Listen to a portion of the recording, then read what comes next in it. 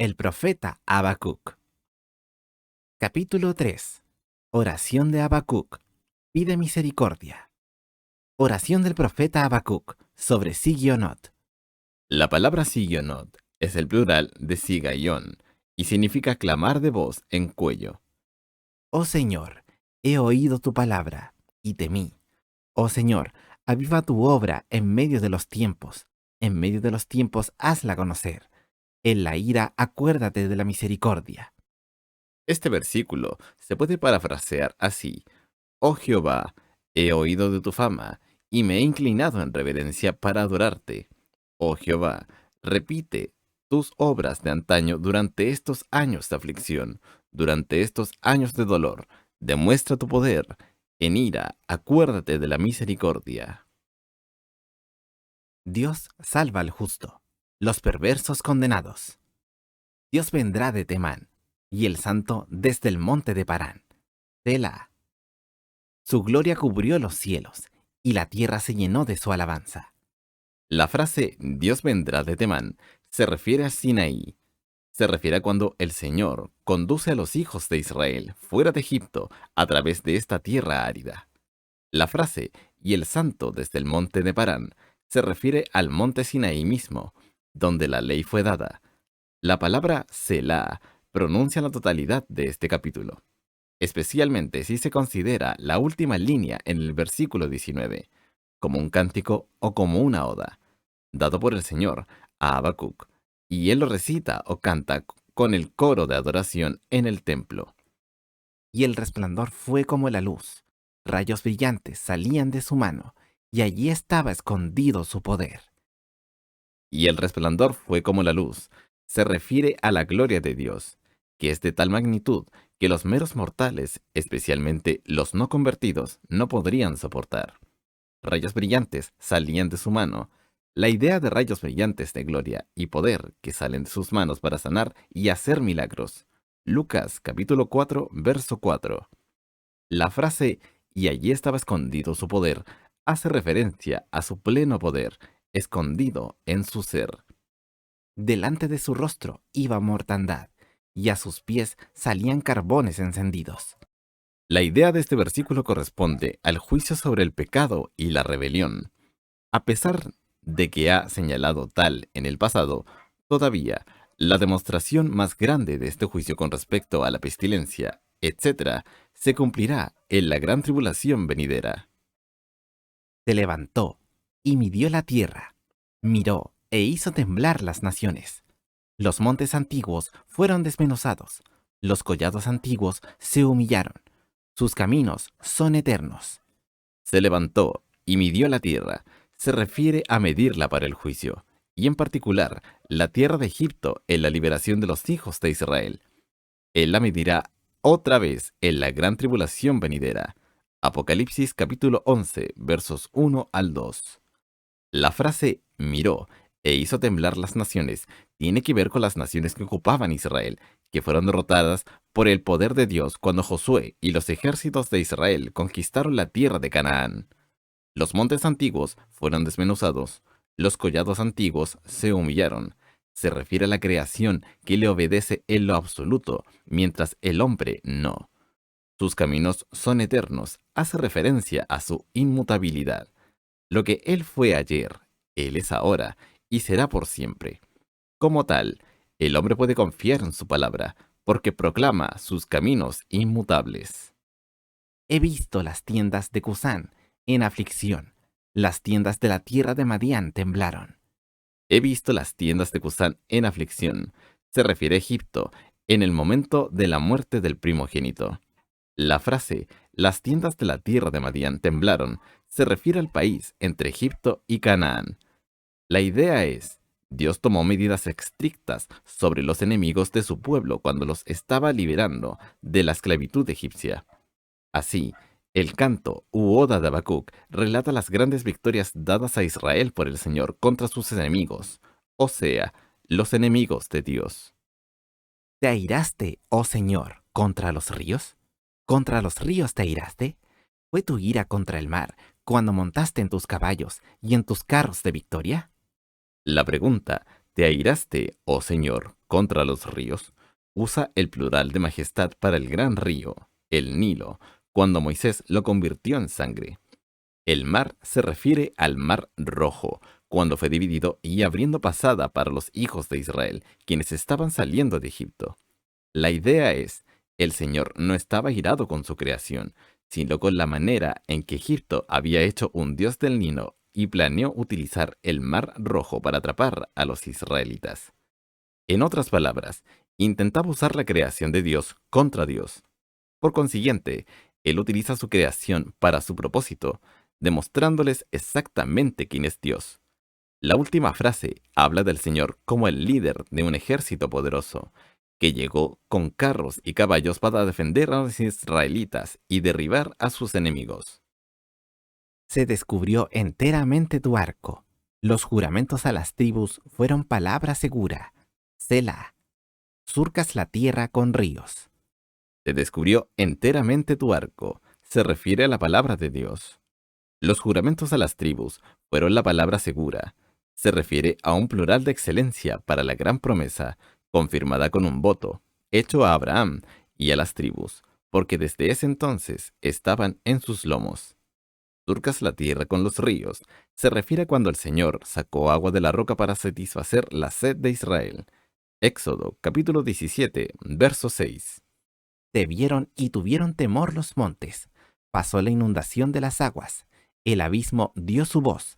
A lo alto alzó sus manos. La primera frase se refiere al terremoto que sacudió al Sinaí en la presencia del Señor, cuando la ley fue dada. Éxodo, capítulo 19, verso 18. Pasó la inundación de las aguas. Se refiere a cuando el Jordán fue abierto bajo Josué para que Israel pasara a través de él. La última frase es una figura poética que muestra al Jordán alzando su voz y manos para adorar a Dios. El sol y la luna se pararon en su lugar. A la luz de tus flechas anduvieron, y al resplandor de tu fulgente lanza.